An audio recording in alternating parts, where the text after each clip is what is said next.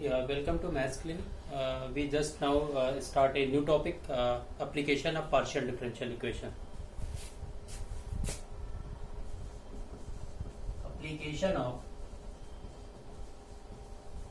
partial differential equation. ठीक है, application of partial differential equation इससे just पहले हम लोग पार्ट में ऑलरेडी सॉल्व कर चुके हैं. partial differential equation how can we solve with the two method. One is the homogeneous and non-homogeneous, right? तो then we application. तो देखिएगा यहाँ पे जो मेन तीन टॉपिक है अपना पढ़ने के लिए, एक है सेपरेशन ऑफ वेरिएबल, फिर है वेव इक्वेशन और फिर है हीट इक्वेशन, राइट? यहाँ पे वन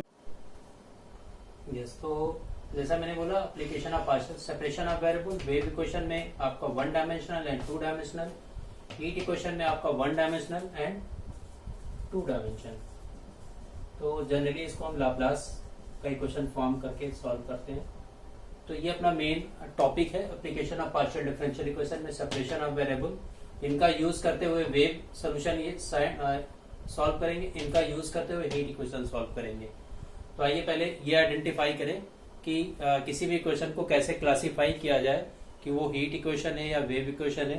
तो इसके लिए कुछ पहला टॉपिक है classification of differential equation, linear partial differential equation, right?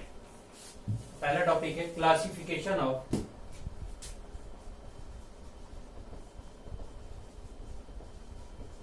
Linear partial differential equation of second order. ठीक है, तो जैसा मैंने बोला कि पहले हम लोग क्लासिफाई करेंगे कौन सी इक्वेशन आपकी वेव है, कौन सी इक्वेशन आपकी हीट है या और भी डिफरेंट है या लाप्लास कौन सी है. तो उसके लिए क्लासिफिकेशन का एक वर्किंग है, उससे सॉल्व करेंगे. तो a del two u upon del x square plus b del two u upon del x del y plus c del two u upon del y square plus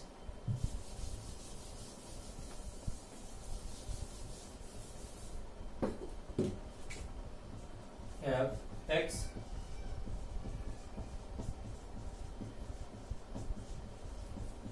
ये कोई general equation है. इसमें condition है पहली B square minus 4ac अगर greater than 0 है और B square minus 4ac अगर लेस देन 0 है और अगर b square minus 4ac equal to 0 है तो क्या कंडीशन फॉलो होगी. ठीक है, तो आप देखेंगे बी स्क्वायर पहली आपकी कंडीशन क्या है, ग्रेटर देन. तो ग्रेटर देन 0 पे इलिप्टिक, हाइपरबोलिक, पैराबोलिक ये तीन होते हैं. तो आपको मालूम है आपका यहाँ पे क्या होगा, हाइपरबोलिक. ठीक है, ये आपका क्या हो जाएगा, लेस देन 0 यानी सबसे छोटा अल्फाबेट. मैं अभी इसको आपको, और ये आपका हो जाएगा पैराबोलिक. अब थोड़ा सा इसको एक्सप्लेन कर दे रहा हूं. तो देखिएगा इस टाइप की कोई इक्वेशन आपको लिखी होगी, del two u upon del x square के आगे जो कांस्टेंट लिखा होगा that is called a, del two u upon del x del y के आगे जो कांस्टेंट लिखा होगा that is called b, del two u upon del y square के आगे जो कांस्टेंट लिखा होगा दैट इज सी. बाकी इधर कोई भी टर्म लिखा हो उससे हमारा बहुत मेजर फैक्टर नहीं है, हमें actually a b c calculate करनी है. ठीक है, कंपेयर करना. तो ए बी सी की वैल्यू मिल जाएगी. तो आप b square minus 4ac follow करेंगे. बी स्क्वायर माइनस 4ac अगर पॉजिटिव में आ रहा है, ग्रेटर देन 0 का मतलब पॉजिटिव में आ रहा है और ये लेस देन 0 का मतलब नेगेटिव. अगर पॉजिटिव में आ रहा है तो क्या होगा, हाइपरबोलिक. आप थोड़ा सा लर्न करने का सिस्टम देखेंगे, इलिप्टिक, पैराबोलिक, हाइपरबोलिक में तीनों से में सबसे ज्यादा अल्फाबेट किसमें, हाइपरबोलिक. यानी प्लस है तो हाइपरबोलिक और लेस यानी माइनस देन है तो सबसे स्मॉल अल्फाबेट इसमें यानी इलिप्टिक और लास्ट वाला अपने आप पैराबोलिक. तो ये सिस्टम है किसी भी इक्वेशन को जज करने के लिए कि इक्वेशन क्या हो सकती है. जैसे मैं आपको एक एग्जाम्पल लेके दिखा देता हूँ. 4 del two u upon del x square plus 3 del two u upon del x del y minus 5 del two u upon del y square. आपका एग्जाम्पल ये है, इसको क्लासिफाई करना है कि ये किस टाइप की इक्वेशन है. तो आइए क्लासिफाई करते हैं, कंपेयर करते हैं. देखिएगा del two u upon del x square के यहाँ पे ए, यहाँ पे 4, तो ए इज 4, बी क्या होता है, डेल एक्स डेल वाई का coefficient that is called B यानी 3। सी क्या है, del two u upon del y square का कोफिशिएंट सी, यहाँ पे -5। तो आपने कंपेयर किया तो ए बी सी की वैल्यू आ गई, राइट। अब यहाँ पे आप बी स्क्वायर माइनस 4ac को अप्लाई करेंगे तो b का मतलब 3 माइनस 4, a का मतलब 4 और -5, तो 9 प्लस 98। 98 क्या हो गया, ग्रेटर देन 0 हो गया यानी पॉजिटिव आ गया। तो पॉजिटिव आ गया तो ये इक्वेशन कैसी होगी आपकी, हाइपरबोलिक। तो आप लिखेंगे द इक्वेशन इज हाइपरबोलिक, ठीक है। ऐसे ही क्वेश्चन आपको चेक करते रहना, एक इक्वेशन और हम ले रहे हैं, ठीक है। तो इतना इसको समझने के लिए बहुत है। ये फर्स्ट था। दूसरा ये क्वेश्चन लिखिए, इसको आपको जज करना है, इट इज हाइपरबोलिक, इलिप्टिक या पैराबोलिक। इसका मतलब क्या हुआ, del two u upon del x square, this means कि del two u upon del y square equal to 0। Del u by del x square का coefficient called is a is 1। B क्या है, del u upon del x del y, यहाँ पे missing है यानी B is 0 और ये सी is 1। तो यहाँ पे आप b square minus 4ac apply करेंगे तो आप देखेंगे 1 का स्क्वायर माइनस 4 इंटू बी में 0 इंटू 1 इंटू 1, तो आ गया -4 यानी नेगेटिव। नेगेटिव आ गया तो क्या हो गया भाई, इलिप्टिक, ठीक है। तो ऐसे बहुत सारे क्वेश्चन आप बना सकते हैं और उनको आप बी स्क्वायर माइनस 4ac की प्रॉपर्टी से इसको हम लोग चेक कर सकते हैं कि इट इज हाइपरबोलिक, पैराबोलिक और इलिप्टिक, ठीक है। अब आइए मेन टॉपिक पे आते हैं, ठीक है। आप चूंकि आपको ये जज करना आ गया और ये सारे क्वेश्चन सेकेंड ऑर्डर के ही होने चाहिए, ठीक है। एटलीस्ट सेकेंड ऑर्डर का एकदम आना चाहिए, तभी आप जज कर पाओगे, अदरवाइज नहीं हो पाएगा। यानी चूंकि इसका टॉपिक का नाम ही है classification of partial differential equation with second order, ठीक है। अब आइए जो मेन टॉपिक है, सेपरेशन ऑफ वेरिएबल, ठीक है। अगर हम सेपरेशन ऑफ वेरिएबल की बात करें तो बहुत ही हॉट टॉपिक है ये, इसको सॉल्व करने के लिए। यहाँ पे जो न्यूमेरिकल का प्रोसेस है वो आप समझ लें किस टाइप के न्यूमेरिकल आते हैं, उनको मैं यहाँ पे लिख दे रहा हूँ। तो इसके जो टाइप ऑफ मेथड्स है वो जनरली ये इस तरह के, e पावर -3 है, u ऑफ x, 0, ठीक है। दूसरा 1 प्लस e पावर -3y और e power -t cos of, तो ये टर्म आपके गिवन होंगे, इसके हिसाब से आप लोग इसको देख सकते हैं। जैसा मैंने बोला सेपरेशन ऑफ वेरिएबल में इंपॉर्टेंट क्वेश्चन ये 3 है आपके। टाइप ऑफ जो क्वेश्चन है वो इस तरह के हैं, इन्हीं के बेस पे आप सॉल्व करेंगे। इसमें सिंगल वाला भी है ई पावर और डबल वाला, मैंने डबल वाला लिख दिया, वो सिंगल वाला अपने आप कैलकुलेट हो जाएगा। और ये बहुत ही इंपॉर्टेंट क्वेश्चन है, साथ में ये भी। ये टाइप ऑफ क्वेश्चन ये 3 है, इन तीनों का अगर आप सीरियसली समझ लेंगे तो जो वर्किंग है वो काफी इजी हो जाएगी। तो let us we start first working, right. तो आइए स्टार्ट करते हैं फर्स्ट मेथड को, ठीक।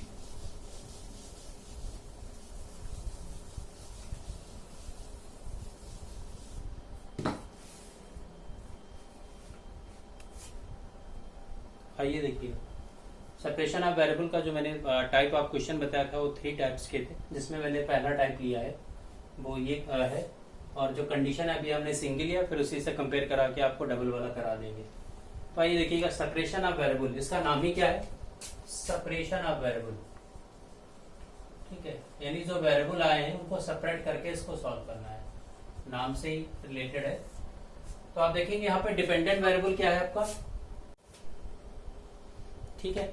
तो देखिएगा यहाँ पे डिपेंडेंट क्या है आपका, u आपका डिपेंडेंट है, x और t क्या है आपके इंडिपेंडेंट।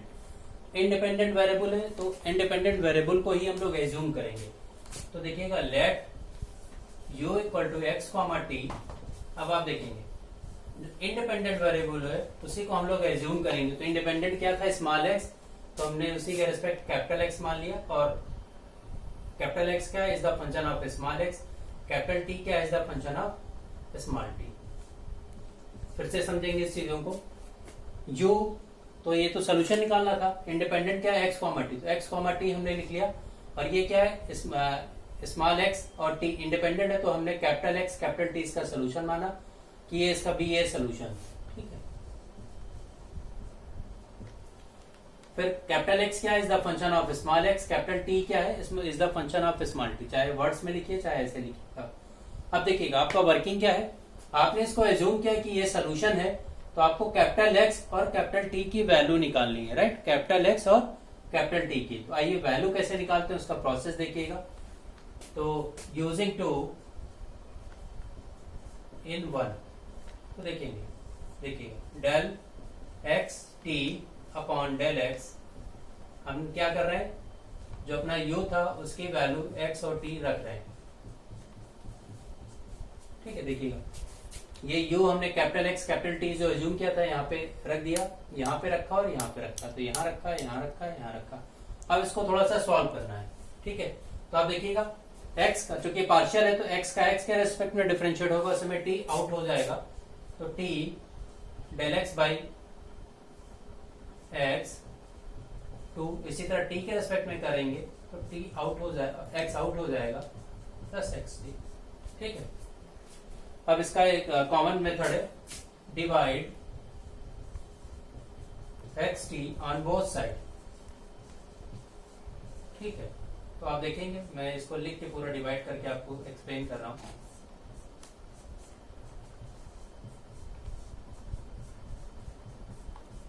हमने हर एक टर्म में एक्स टी से डिवाइड कर दिया है। देखिएगा यहाँ एक्स टी से डिवाइड क्या है, एक्स टी से, इस एक्स टी से, तो यहाँ पे टी टी गोज आउट, यहाँ पे एक्स एक्स गोज आउट, यहाँ पे दोनों गोज आउट, राइट, बच क्या रहा देखेंगे। दूसरी चीज एक यहाँ पे जूम कर लेंगे, देखिएगा डेल एक्स बाई एक्स को, इसको हम लोग एक्स डैश कह सकते हैं, इसी तरह del capital t upon small t को हम लोग टी डैश भी कह सकते हैं। ठीक है, तो हम यहाँ पे लिख रहे हैं x dash by x this equal to t dash by t plus 1। ठीक है, अब आप देखेंगे टॉपिक का चूंकि नाम था सेपरेशन ऑफ वेरिएबल, तो मीनिंग समझेंगे। इक्वल टू के एक तरफ टोटली एक्स होना चाहिए, इक्वल टू के एक तरफ आपका टोटली टी होना चाहिए, जो कि दो इंडिपेंडेंट वेरिएबल हैं एक्स और टी। वो पूरा प्रोसीजर आपको इस समय यहाँ पे दिख रहा है, एक तरफ टोटली एक्स है और एक तरफ टोटली टी है। ठीक है, कांस्टेंट है वो इसके साथ रहेगा जो जिस साइड में था। अब ये सेपरेशन ऑफ वेरिएबल के फॉर्म में हो गया, it is separation of variable. इसको कह सकते हैं या नहीं कह सकते, बिल्कुल कह सकते हैं, क्योंकि हो क्या गया, इक्वल टू की एक तरफ टोटली एक्स है और इक्वल टू की एक तरफ टोटली टी है, यानी वेरिएबल को सेपरेट हो चुका है यहाँ पे। तो आरएचएस में ये और एक्स है, और ठीक है एलएचएस में एक्स है और आरएचएस में आपका टी है। जब ये it is the separation of variable हो जाए फाइनली, तब इसके आगे की वर्किंग देखेंगे। अब आप देखेंगे यहाँ पे कुछ बुक कहते हैं कि के लीजिए, कुछ कहते हैं माइनस पी स्क्वायर लीजिए, तो आर, ठीक है, आप के लीजिए या माइनस पी स्क्वायर लिखिए, दोनों से वर्किंग क्लियर होगी। बट माइनस पी स्क्वायर के कुछ स्पेशल केसेस में माइनस पी स्क्वायर लेना है, वो आगे वाले टर्म में हम आपको एक्सप्लेन करेंगे इसको कि माइनस पी स्क्वायर ही क्यों लेते हैं। ठीक है, लेकिन कुछ जगह माइनस पी स्क्वायर लेना मस्ट है, तो वहां पे जाके हम फिर माइनस पी स्क्वायर ही आपको बताएंगे। वो एक्चुअली टर्म क्या है, सेकेंड ऑर्डर का जब ये डिफरेंशियल इक्वेशन होगा वहां पे आपको माइनस पी स्क्वायर ही लेना मस्ट है। ठीक है, चूंकि ये सिंगल ऑर्डर है तो आप चाहे के लीजिए या माइनस पी स्क्वायर लीजिए, डजंट मैटर। तो आइए ये क्वेश्चन 3 हो। अब देखेंगे एक बार ये और एक बार ये, तो taking first and third part of equation 3 we get, हमने कहा कि एक बार x और ये जो कांस्टेंट है अपना k या माइनस पी स्क्वायर, इसको ले लेते हैं। ठीक है, तो आप देखिएगा x double dash k x, ठीक है, सॉरी x सिंगल डैश और ये हो गया। इसी तरह second and third part of equation 3, तो 2t dash upon t plus 1 equal to k, तो 2t dash upon t equal to k minus 1, 2t dash, ठीक है, equal to k minus 1 into t. अब इसमें देखेंगे आप एक्स डैश क्या था, capital X upon small x equal to k x. अब आप देखिएगा कैपिटल कैपिटल मैं एक तरफ कर ले रहा हूँ, स्मॉल स्मॉल एक तरफ, तो ये कैपिटल एक्स है, ये तो इंटीग्रेट कर दिया हमने, ठीक है। कैपिटल कैपिटल एक तरफ कर दिया और स्मॉल एक्स इधर आ गया, तो जिसका इंटीग्रेशन क्या होगा, log x इक्वल टू के स्मॉल एक्स प्लस c1, ठीक है। तो आपका ये x बराबर क्या हो जाएगा, तो इसको इस तरह भी हम लोग कह सकते हैं, यहाँ पे चूंकि log आ रहा तो log भी ले सकते हैं, तो log c1, तो log x minus log c1 equal to k x, ठीक है। तो x इक्वल टू, ये log की प्रॉपर्टी लगाएंगे, e पावर के एक्स, और यहाँ पे c ही लीजिए अभी, ठीक है, चूंकि हम लोग यहाँ पे ये c बना दिया आपका, ठीक है। x बाई c मल्टीप्लाई हो गया, इधर हो गया, ये हो गया। सेम प्रोसेस यहाँ पे करेंगे, तो टी डैश अपॉन के माइनस कॉन्स्टेंट जो इधर ले जाइए, सब कॉन्स्टेंट एक साथ कर देंगे। टी डैश का मतलब t t upon small t equal to k minus 1 upon 2 into t, del t by capital t एक साथ ले आया हमने, k minus 1 upon 2 into small t, एक सेपरेट हो गया तो लॉग टी, इसका इंटीग्रेशन, ये constant as it is no changes, ये स्मॉल टी प्लस इसमें लॉग ऑफ c2, ठीक है। तो ये लॉग उसी तरह आ जाएगा, तो इसको हम c2 कहें या c3 कहें, तो c2 equal to e power k minus 1 upon 2 into t. तो देखेंगे हमने के लिया है, माइनस पी स्क्वायर लेके भी सॉल्व कर लेंगे, क्योंकि यहाँ सिंगल ऑर्डर है, तो चाहे के लीजिए चाहे माइनस पी स्क्वायर, आप इसी तरह इसको सॉल्व करें। तो देखिए जैसा मैंने स्टार्ट से बोला था कि मेरा टारगेट था कैपिटल एक्स और कैपिटल टी की वैल्यू निकालना, तो कैपिटल एक्स और कैपिटल टी की मैंने वैल्यू निकाल ली। अब ये वैल्यू जाके वहां पे यूज करेंगे, ठीक है। Now put the value of capital X and capital T, ठीक है, इन equation 2। Now put the value of capital X and capital T in equation 2। तो ये वैल्यू रख रहे हैं, देखिएगा, तो ये अपना इक्वेशन 2 है। कैपिटल एक्स क्या है आपके पास, x1 c1 e power k x, और ये है c2 e power k minus 1 upon 2 का इंटू टी, ठीक है। देखिएगा कैपिटल एक्स वाली ये वैल्यू, कैपिटल टी वाली ये वैल्यू, दोनों मैंने वहां पे रख दी है। अब देखेंगे क्योंकि ये दोनों प्रोडक्ट में है, तो c1 c2 एक दोनों कांस्टेंट एक साथ ले लिया मैंने, और ये चाहिए पावर ऐड कर दीजिए, चाहे ऐसे, चूंकि की पावर दोनों है, आप ऐसे भी लिख सकते हो, ठीक है। अब देखेंगे c1 c2 चूंकि कांस्टेंट है, तो दो कांस्टेंट मल्टीपल में लिखना कोई जरूरत नहीं, तो एक नया कांस्टेंट b ले लीजिए, चाहे कैपिटल B ले लीजिए, तो हम लोग इसको b ले लेते हैं, ठीक है। अभी bn बाद में मानेंगे, उसका भी रीजन है ऐसा क्यों किया जा रहा है, लेकिन अभी चलिए पहला क्वेश्चन है, तो आप अभी इतना ही समझेंगे। तो देखिएगा ये सोल्यूशन हो चुका है, ठीक है, ये सोल्यूशन फाइनल हो चुका है, बट अभी क्या है, यहाँ पे कुछ कंडीशन दे रखी है, ठीक है। तो इस कंडीशन को फॉलो करके, चूंकि हमारे पास क्या है, देखिए के क्या है, के इज द अननोन, हमने के क्या माना था अपनी तरफ से, एक कांस्टेंट माना था, इस कांस्टेंट की भी वैल्यू निकलनी चाहिए, तो एक कांस्टेंट आ रहा है इसलिए एक कंडीशन दी है, ठीक है, और ये बी तो है ही है कांस्टेंट, तो इसकी कंडीशन निकालने के लिए कंडीशन दी है, इस कंडीशन को कंपेयर करेंगे, अगर ये कंडीशन ना दी होती तो फाइनली आपका यही आंसर होता। अब यूजिंग कंडीशन, गिवन कंडीशन देखिएगा क्या है, u x t equal to 0 equal to 6 e power minus 3x, ठीक है। अब आप देखेंगे इस और इस कंडीशन को देखें, ये आया, ये t बराबर 0 पे है, तो इसका मतलब मुझे इसको कंपेयर कराने के लिए, यानी इसको भी क्या करेंगे, t इक्वल टू 0, तो पुट t इक्वल टू 0, तो देखिएगा u x t बराबर 0 इक्वल टू आपका हो जाएगा b e power k x, क्योंकि t आपका क्या हो चुका है 0। आप देखेंगे यहाँ पे चूंकि ये कंडीशन यहाँ पे क्या कह रही है, t बराबर 0, तो मुझे भी t बराबर 0 करना पड़ेगा, तभी कंपेयर हो पाएगा। तो b e, ये t का पूरा टर्म, चूंकि t 0 इसलिए टोटली 0, ये बचा आपके पास। अब आप कंपेयर 5 एंड 6, ठीक है, इक्वेशन 5 एंड, ठीक है, तो ये दोनों इक्वेशन आपके सामने रखिए। अब इनको चूंकि कंपेयर करना है, compare 5 and 6, LHS are equal, so RHS also equal, ठीक है, मतलब LHS इक्वल है अपने, तो ये इक्वल हो जाएंगे। इसका मतलब b e power k x equal to 6 e power minus 3x। ठीक है, फिर से समझ लें आप। LHS इसको इक्वल करने के लिए मैंने t बराबर 0 रखा, तो ये x कॉमा LHS देखिए इक्वल है, तो RHS कंपेयर करने के लिए इक्वल हो जाएगा। तो ये अब यहाँ पे देखेंगे, आप कंपेयर करिए तो आप देख रहे हैं e के आगे क्या लिखा है यहाँ पे b, यहाँ पे e के आगे क्या लिखा है 6, तो b की वैल्यू ये होगी। यहाँ पे देखिएगा e की पावर में क्या लिखा है k x, और यहाँ पे e की पावर क्या लिखा है -3, तो k की वैल्यू क्या हो जाएगी -3। ठीक है, ये सारी वैल्यू हम कहाँ पे रखेंगे, ये जनरल सोल्यूशन, जहाँ पे ये कांस्टेंट लास्ट जहाँ कंपेयर करते हैं उससे जस्ट पहले, इसको हम लोग बोलते हैं, अभी से आदत डाल लीजिए, जनरल सोल्यूशन। ठीक है, तो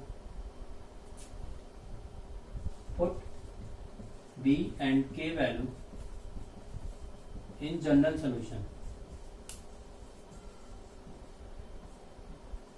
4। ठीक है, तो जनरल सोल्यूशन देखिए मैं फिर से लिखता हूं, b e power k x plus के माइनस 1/2 इंटू टी।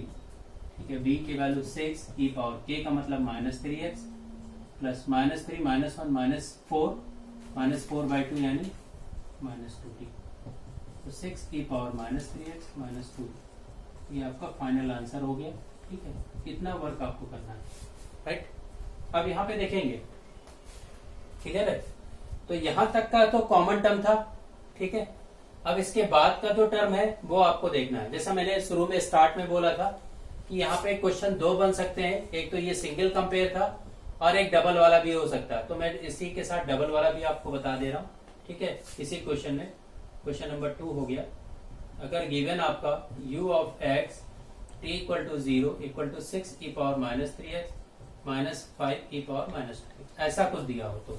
ठीक है, तो यहां तक जो आपने वर्कआउट किया ये सेम रहेगा, यानी जनरल सोल्यूशन तक आपकी वर्किंग सेम रहेगी, बट कंपेयर पार्ट पे जाके थोड़ा सा अलग हो जाएगा, तो उतना पार्ट केवल आपको अलग से देखना है, बाकी सब कुछ सेम रहेगा। ठीक है, तो देखेंगे ये वाला मैंने कंपेयर कर दिया। अब यहाँ पे जैसा मैंने कहा कि जनरल सोल्यूशन तक सब कुछ सेम रहेगा, जब कंपेयर करने की बारी आएगी तब इसकी यूज होती है, तो कंपेयर करने की बारी अब आ रही, तो हम इसको अलग से यूज कर लेते हैं। तो आप देखिएगा, मैं यहाँ से जनरल सोल्यूशन आपके पास ऑलरेडी है, यहाँ से इस सोल्यूशन को कंप्लीट कर दिया हूँ। ठीक है, आप इसको देख लें, फाइनल आंसर आ गया। अब सेकंड क्वेश्चन मेरे सामने, मैंने उसी को बनाया है 2 पार्ट में। ठीक है, तो देखिएगा, तो जनरल सोल्यूशन ये था, ये एज इट इज जैसे आपने किया है सेम, और हमने केवल कंडीशन चेंज की है, यहाँ पे 2 तरह का ई पावर आ गया, केवल कंपेयर आपको कैसे करना है केवल ये जानना है। तो देखिएगा, गिवन जैसे मैंने उसमें लिखा था u x t equal to 0 6 e power -3x minus 5 e power -2x, right. तो ये question number 5, for this t बराबर 0, आप t बराबर 0 यहाँ रखेंगे, तो देखिएगा ये क्या आ जाएगा, u x वही आएगा जो पहले आया था, क्योंकि वो तो वही कंडीशन थी। ठीक है, राइट, t बराबर 0, तो ये तो पहले वाला ही आएगा। अब 5 and 6 कंपेयर 5 and 6। ठीक है, LHS are equal, so RHS equal. ठीक है, अब आप देखेंगे 6 e power -3x minus 5 e power -2x b e power kx।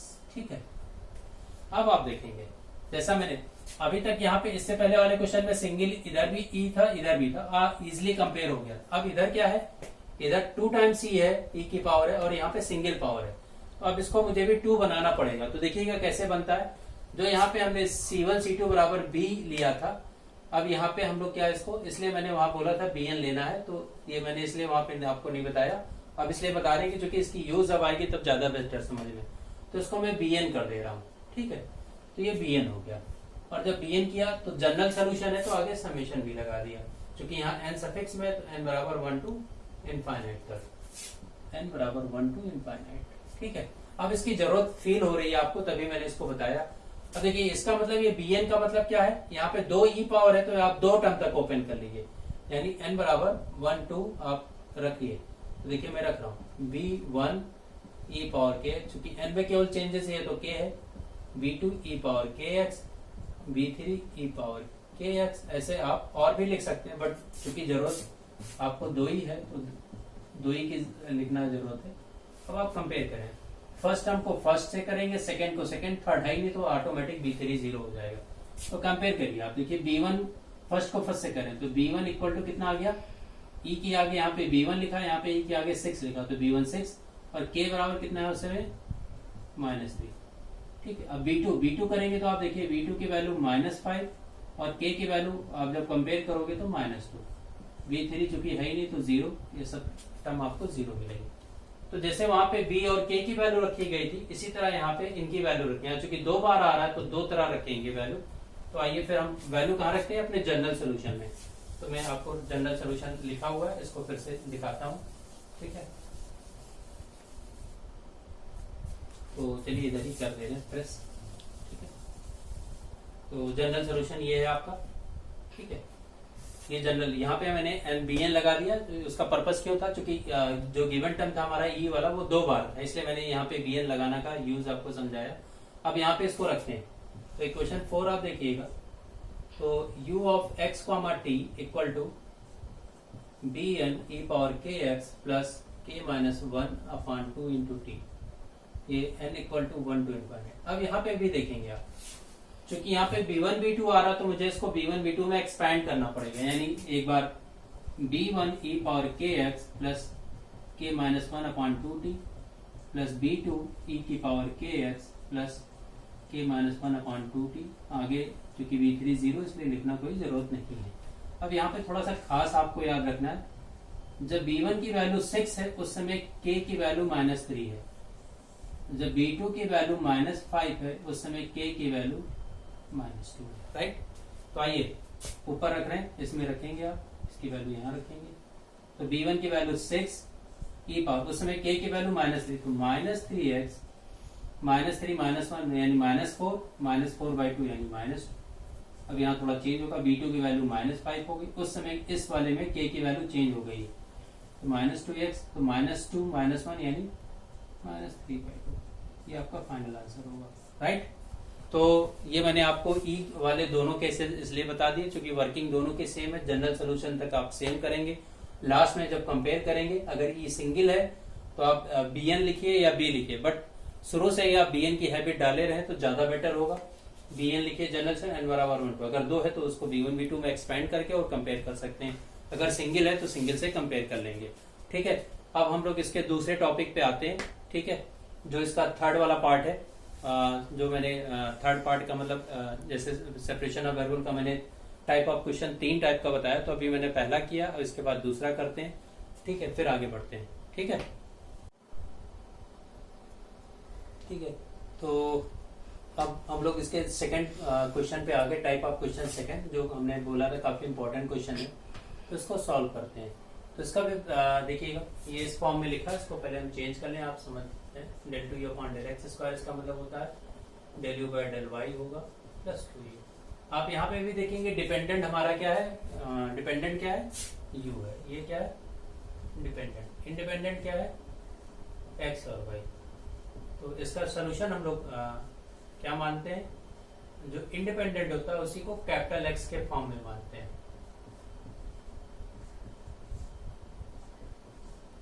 ठीक है, तो ये मैंने एज्यूम कर लिया जैसा पहले वाले क्वेश्चन में ये था, capital X is the function of small x, capital Y is the function of small y। ठीक है, सेम वही वर्क करते चलेंगे, u की वैल्यू वहां पे रखेंगे यूजिंग 2 in 1।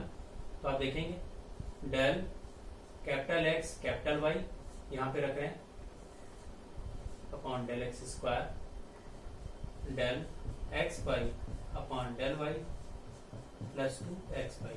ठीक है, x के रेस्पेक्ट में कर रहे हैं तो y कांस्टेंट है, बाहर ले लिया हमने। यहाँ पे देखिएगा y के रेस्पेक्ट में कर रहे हैं तो ये आपका बाहर हो जाएगा plus 2xy। Same rule, divide xy on both side. ठीक है, ये यहां तक कॉमन मेथड होता है। ठीक है, इसको ये बोलिए चाहे x डबल डैश बोलिए। ठीक है, x ये y डैश हो गया upon xy plus 2xy upon xy। ये इससे कैंसिल, ये इससे कैंसिल, ये इससे कैंसिल। देखिए क्या बच रहा है, x double dash upon x equal to y dash upon y plus 2। देखिएगा it is separation of variable. आप क्या देख रहे हैं, इक्वल टू के एक तरफ एक्स है और इक्वल टू के एक तरफ टोटली दूसरा वेरिएबल हमारा था वाई आ गया, तो ये क्या हो गया, it is the separation of variable. जब ये सेपरेशन ऑफ वेरिएबल आ जाता है तो हम कोई कांस्टेंट एज्यूम करते हैं, वो के हो सकता है या माइनस के स्क्वायर हो सकता है। तो भी हमने पहले क्वेश्चन में के लिया था, यहाँ भी आपको के ही बेसिस एक्सप्लेन कर रहा हूँ। X double dash upon x equal to y dash upon y plus 2 equal to k. ठीक है, सेम उसी तरह एक बार ये पार्ट लेके और एक बार ये, तो फर्स्ट एंड थर्ड पार्ट देखेंगे, x double dash upon x equal to k, x double dash minus k x equal to this. ठीक है, तो इसको सॉल्व कर लेते हैं। ये क्या हो जाएगा, एक्स डबल एक्स का मतलब ये है आपका, ठीक है, माइनस के एक्स। तो अगर इसको डी माइनस के बनाएं और ये एक्स, ठीक है, तो ऑक्सिलरी इक्वेशन क्या हो जाएगा, एम स्क्वायर माइनस के बराबर 0, यानी एम स्क्वायर बराबर के, यानी एम बराबर प्लस माइनस अंडर रूट के। तो सी एफ पी आई तो 0 है, सी एफ क्या हो जाएगा, एक्स बराबर C1 ई power under root k x plus C2 ई power minus under root k x, यानी ये आपका x की वैल्यू आ गई। ठीक, पी आई 0 है, ठीक है, पी आई इज 0, इधर 0 तो 0। आइए सेकेंड एंड थर्ड पार्ट ले लीजिए आप। तो y double dash upon y equal to k minus 2। ठीक है, तो ये क्या हो जाएगा, del y upon small y के आगे 1 by y equal to k minus 2। तो कैपिटल कैपिटल मैंने एक तरफ कर दिया है, स्मॉल दूसरी तरफ ले आ रहे हैं। तो जब हो जाएगा तो इंटीग्रेट करेंगे, तो ये लॉग वाई कैपिटल वाई बराबर k minus 2 y plus log of c. तो ये इधर आ जाएगा, तो वाई बाई C1 कह दीजिए, वाई बाई C1 C2 आ चुका है, तो हम लोग क्या लेंगे, सेम क्वेश्चन चल रहा है, तो C3 equal to k e power k minus 2 y, तो y equal to C3 e power k minus 2। तो देखिएगा जैसा लास्ट वाले क्वेश्चन में हमारा टारगेट क्या था, जो इंडिपेंडेंट वेरिएबल है कैपिटल एक्स और कैपिटल वाई, उसी की वैल्यू निकालनी थी। तो दोनों वैल्यू हमने निकाल दी, ये वैल्यू जाके वहां पे रखेंगे। ठीक है, now put the value of capital X and capital Y in solution. General solution जो है हमने एज्यूम किया था in equation 2, u of x comma y equal to C1 e power under root kx plus C2 e power minus under root kx। ठीक है, y की वैल्यू C3 e power k minus 2y। ठीक है, तो आप देखेंगे ये हमारा क्या हो गया, हम इसको 1 2 3 4 हम इसको जनरल सॉल्यूशन कह सकते हैं। ठीक है, अब देखिए, अब अपने गिवन कंडीशन पे आइए। आपका वर्क क्या है, क्योंकि यहाँ पे दो कंडीशन है और कांस्टेंट कितने आ रहे हैं, C1 C2 C3 और K, तो इनकी वैल्यू निकालनी। तो आइए इस कंडीशन को हम फॉलो करते हैं। तो पहले गिवन कंडीशन, क्योंकि यहाँ दो कंडीशन है, तो गिवन कंडीशन देखिए क्या है, x बराबर 0 इंटू वाई बराबर 0। ठीक है, ये क्या कह रहा है, x बराबर 0 रखिए तब इक्वल टू 0। तो यहाँ पे मुझे क्या करना पड़ेगा, जो सोल्यूशन आएगा वहां पे x बराबर 0 रखना पड़ेगा। तो पुट x बराबर 0 इन 4, आप रखिए u 0 comma y equal to, ठीक है, C1 e की पावर, यहाँ पे देखेंगे x की वैल्यू 0 रख रहे हैं, तो k ये e की पावर 0 प्लस C2 e की पावर 0 और C3 e की पावर k माइनस 2y। ठीक है, चूंकि ये y का टर्म है, नो चेंज। आप देखेंगे कंपेयर 5 एंड 6। ठीक है, ये हमारा इसके इक्वल हो गया, तो हम इन दोनों को इक्वल कर देते हैं। तो इक्वल करेंगे तो 0 इक्वल टू, यानी ये equal to C1 plus C2। ठीक है, क्योंकि ये खत्म हो जाएगा, e power k minus 2 into. अब आप यहाँ पे देख रहे हैं क्या कि x का अंदर बचा हुआ टर्म कौन सा था, ये x वाले टर्म है, और यहाँ पे x बराबर 0 रखे। तो जब हम कंपेयर करेंगे तो आपको ये मिल जाएगा, वी गेट x वाली ही टर्म, आपको जो कांस्टेंट बचे उसी को कंपेयर करते हैं। तो C1 C2 0, इसका मतलब C1 बराबर माइनस C2। ठीक है, ये चूंकि y का टर्म है, कंपेयरिंग यहाँ पे x की चल रही थी, तो x बराबर ये वाला टर्म 0 था, तो x वाले ही कोफिशिएंट को हम देखेंगे। तो यहाँ से C1 C2 बराबर 0, यानी C1 बराबर -C2। ठीक है, ये जो वैल्यू आई है हम कहाँ रखेंगे, जनरल सोल्यूशन में। ठीक है, क्योंकि अब इसके बाद जो भी वैल्यू निकलती जाती है वो हम लोग कहाँ पे रखते हैं, जनरल सोल्यूशन। तो जनरल सोल्यूशन आपका कौन सा है, ये वाला। ठीक है, ये आपका जनरल सोल्यूशन है। तो आइए put C1 equal to -C2 इन 4। ठीक है, तो आइए u of x, y C1 equal to -C2, तो मैं इस तरह रख रहा हूँ C1 e power under root kx, यहाँ पे -C1 कर दे रहा हूँ, बात एक ही है। ठीक है, और C3 पावर k माइनस। अब आप देखेंगे यहाँ पे C1 कॉमन हो गया और C3 भी हमने बाहर ले लिया, e power under root kx minus e power minus under root kx और e power k minus 2y। ठीक है, तो C1 C3 हमारे क्या है, दो नए कांस्टेंट है। ठीक है, तो हम लोग यहाँ पे क्या करेंगे, जैसे मैंने वहां पे बोला था C1 C3 equal to bn। ठीक, तो मैं इसको bn ले रहा हूँ, ये bn हो गया। ठीक है, ये हमेशा ये प्रैक्टिस रखेंगे, जिससे आगे अगर एक है या दो टर्म है, जिससे कोई दिक्कत ना हो, क्योंकि आगे इसका ये यूज भी है, तो वो यूज बेसिक से ही क्लियर रहेगा। तो ये नया इक्वेशन 4, जनरल सोल्यूशन 4 की जगह 5 हो गया, क्योंकि यहाँ पे एक कंडीशन और दी है, another condition, another given, तो इसको फॉलो कराना पड़ेगा। Del upon del x u, ठीक है, u का, और यहाँ पे क्या है, x बराबर 0, y equal to 1 plus e power minus 3y। इसको समझेंगे आप क्या दिया है। यहाँ पे पहले u बराबर देश हमने निकाल लिया। अब जो कंडीशन है del u by del x पहले आप करोगे, फिर x बराबर 0 करोगे, तब कंपेयर करना है। तो यानी इस इक्वेशन को 5 को मुझे क्या करना पड़ेगा, डिफरेंशिएट करना पड़ेगा विद रिस्पेक्ट टू x। तो हम डिफरेंशिएट कर रहे हैं del u by del x. देखिएगा x के रेस्पेक्ट में, ये तो ये टोटली कांस्टेंट, इसलिए नो चेंजेस। x का टर्म वाला ये है, ये तो y, नो चेंज, इसी में डिफरेंशिएट करेंगे। तो e पावर x का आपको डिफरेंशिएट मालूम है, e पावर x होगा। तो यहाँ पे इसका डिफरेंशिएट करेंगे, कांस्टेंट बाहर आ जाएगा, तो under root k e power under root k x, चूंकि नो चेंजेस। ये इसका करेंगे तो माइनस माइनस ये प्लस हो जाएगा, under root k e power minus root k x और e power k minus 2y। ठीक है, आप देखेंगे इसका जब माइनस रूट के आएगा तो माइनस इसको प्लस कर देगा। रूट के अब हमारा हमने टोटली बाहर ले लिया कॉमन के हिसाब से।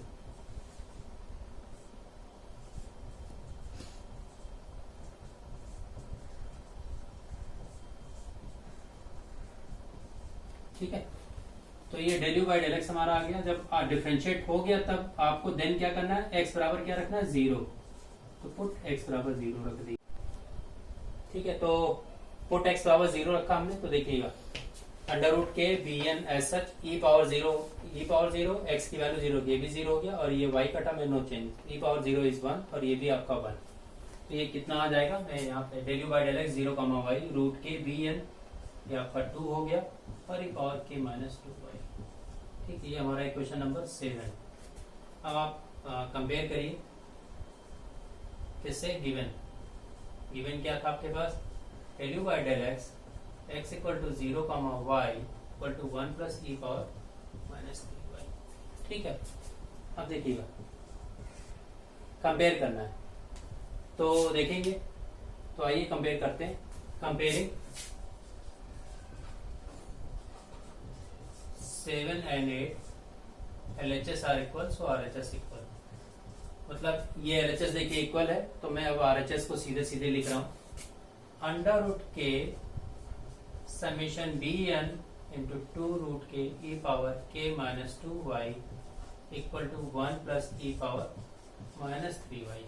ठीक है, अब आप देखेंगे यहाँ पे चूंकि यहाँ पे दो टर्म है, यहाँ पे सिंगल टर्म, इसलिए समेशन का यूज भी है, तो इसको मैं दो टर्म में एक्सपेंड कर दे रहा हूँ। देखिए एक्सपेंड कैसे करेंगे आप, 1 को क्या हम e पावर 0y लिख सकते हैं, क्योंकि y का टर्म इसलिए हमने y के फॉर्म में लिखा है, अदरवाइज कुछ भी लिख सकते हैं।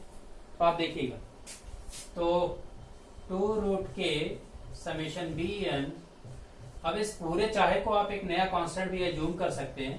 ठीक है, मैंने जानबूझ के लिए लिया, एक नया कंफ्यूजन हो जाएगा। अब देखिए कंपेयर करिए आप, यहाँ पे समेशन है, यहाँ पे दो टर्म है तो इसको हम एक्सपेंड कर दे रहे हैं, n बराबर 1 to इनफाइनाइट। तो आप देखिएगा 2 अंडर रूट के b1 e power k minus 2y और 2 under root k b2 e power k minus 2y equal to e power 0y plus e power minus 3y। ठीक है, तो चूंकि इधर दो टर्म था, मैंने भी इसको दो टर्म में एक्सपेंड किया है। ठीक है, तो आइए देखिएगा। तो फर्स्ट टर्म का फर्स्ट से कंपेयर, सेकंड का सेकंड से। e के आगे यहाँ पे कितना है 1, यहाँ पे कितना है ये पूरा। ठीक है, तो यानी b1 की वैल्यू हो गई 1/2 रूट के। बात मेरी समझ रहे हैं आप? यहाँ पे देखिए e के आगे 1 है, यहाँ पे e के आगे ये पूरा टर्म है, तो यानी यहाँ पे 1 है तो 1 इक्वल टू दिस, तो इससे b1 की वैल्यू। अब पावर पे आ जाइए, k माइनस 2 इक्वल टू यहाँ पे क्या 0, तो k बराबर 2। ये फर्स्ट पार्ट का कंपेयर हो गया। सेकंड पार्ट पे आइए, यहाँ पे भी 1 है तो 1 equal to 2 under root k b2, तो b2 इक्वल टू 1/2 रूट के।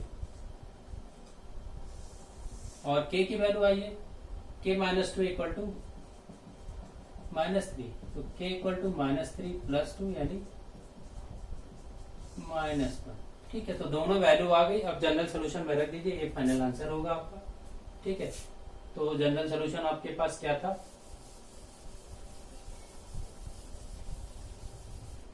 ठीक है, तो जनरल सोल्यूशन देखिए,